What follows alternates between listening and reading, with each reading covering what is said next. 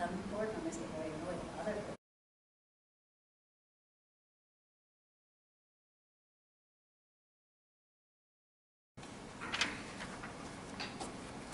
I'm sorry, I came here prepared to talk about the levy. Is this on? I don't know. Gotcha. If it isn't, we'll see if we can get it on. I'm going to need an extra minute. That's fine. No, that's not going to take that long. Right, there goes the blue lights on. All right. Thanks.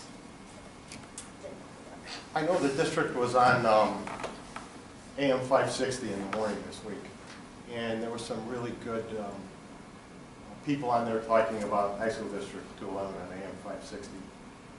One of the things I heard the person say was that they were concerned about this school board being non-responsive to the community. Now this is on public radio that goes to the whole city and the state of Illinois, and I hope that that really changes, especially with the school in the national spotlight the way it is. People are going to start scrutinizing this board and this organization a lot more seriously. I think Dan Cates knows that a little bit.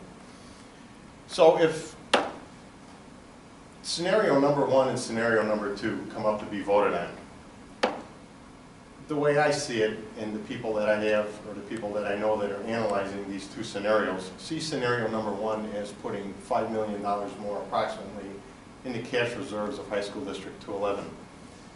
Some board members are saying that they're voting for scenario number 1 over scenario 2 because of all the unknowns.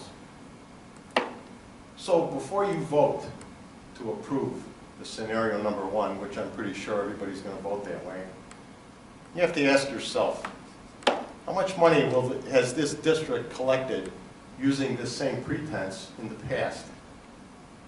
How much of it has been used to pay off these predicted unknowns? That would be a question I would like all the board members to ask each other. Ms. Burke, if possible, I would like a written response on that from you. How much has been collected using this pretense since 2008, let's say, to present day, and how much of it was used to actually pay for these unknowns that came true? Does that make sense? You can talk to me about it. If you could leave me the written actual question you want answered, I'd be more than happy to Okay. do that. What most people see is this district overtaxing us and using the extra money on unnecessary capital improvements.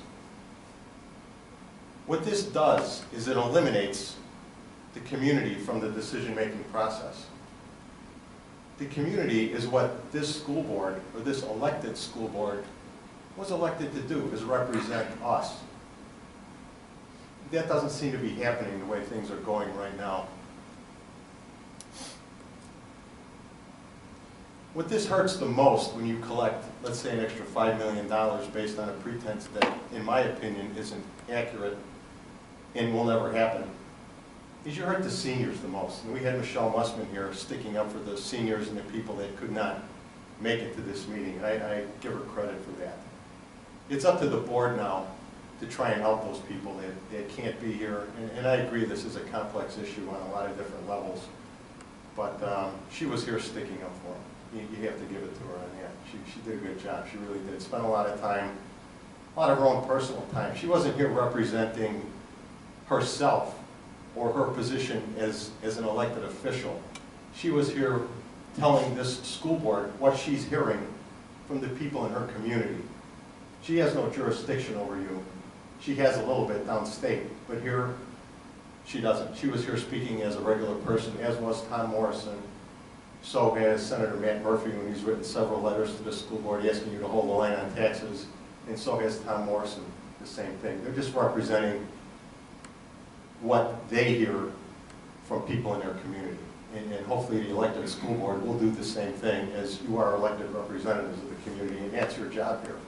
Not to basically, and Dan Cates is doing a great job in the administrator part of this and doing a great job of the operations of our school, but you need to balance it and check it and keep it in line. Right now the school district is way out of line with the private sector and other districts around here. when you guys vote, when the school board votes, I would like every school board member to explain his or her vote on the scenario that you vote for. Give us a good reason why you voted for scenario number 1 or why you voted for scenario number 2. I think you're in charge of a $245 million budget. I think that this board owes it to the public to at least give a reason why they voted the way they voted. I would also like the superintendent to tell me how a 1% increase in the levy extension is a 0% levy, or is a flat levy. I took this up with Schaumburg, their financial people. I took this up with the Schaumburg assessor. I read them directly what you wrote on your website, and they really didn't think that that was accurate, or they wouldn't have said it the same way. So it almost looks like now, seeing as we're in a national spotlight, we're trying to hide something. If we have nothing to hide, let's hide nothing. Let's get it all out there in the open, present it the way it is. A 1% indefinite levy increase followed by a one-time tax rebate. If you said it that way, it would be more fair, it would be more honest, and I think most of us could accept it. Thank you very much. Thank you. Next item on the agenda is our minutes from our last meeting. We've seen not only what our recommendation is with relative to the current tax levy, but also what are we building into our financial projections? What do those numbers look like? So that all becomes a part of our budget development from a very 10,000-foot level. Taking a look at where do we expect to be, where are the areas where we would like to, what are the expenses that we know we have coming up, what are the sources of revenue, what are the areas of that we're targeting due to concern or whatever other matter may be at stake. So next week, we will have the recommendation to approve the 2015 expenditures. And then you gave a couple examples of those which were related, I think, to capital and to technology. Yes. Thank you. Your new system.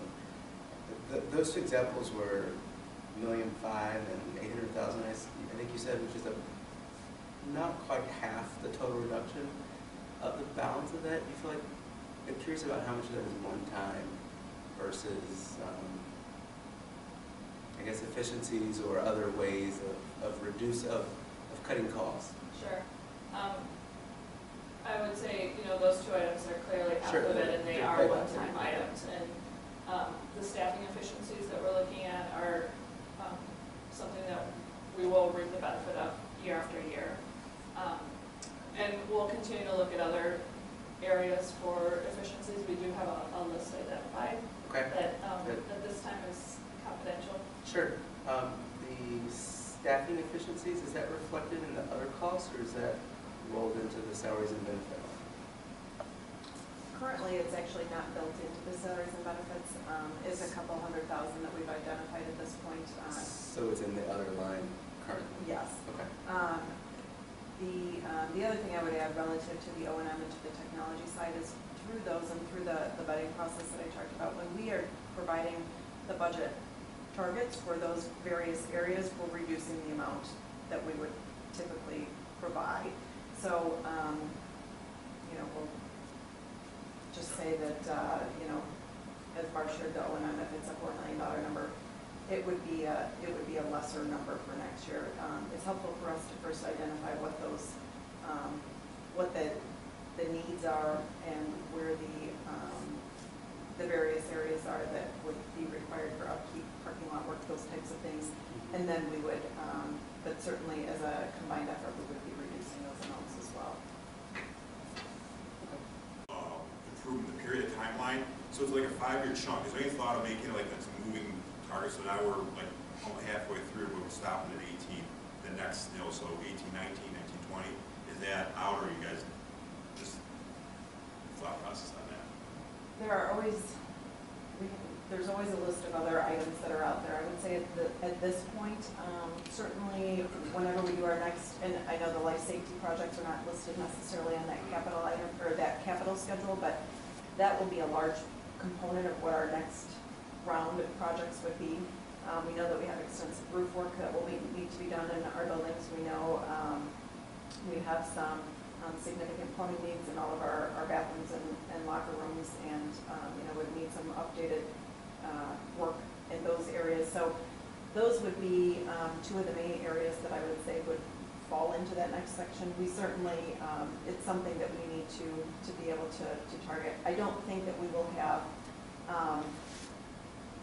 it will be more of the life safety type renovations that would be occurring versus some of these one-time things that we knew that we were ultimately building the savings that were generated through the reserves that were used to fund. So, Okay, but that's yes, why I make sure the certainly- timeline, but rather than just 5 years, there are 5 years that we were Yes. rolling, so we can see that. So we know all the stuff that's coming up amongst other stuff as well, whether it's, year 3 or 4 that we're not seeing on here, just make Right. sure we're thinking that far ahead. Yes, and we certainly are, and like I said, the life safety survey will really help guide a lot of the required work, and then we would fill in with the items that are not identified on there as well. Excellent. I think that's awesome with the flat expenditures.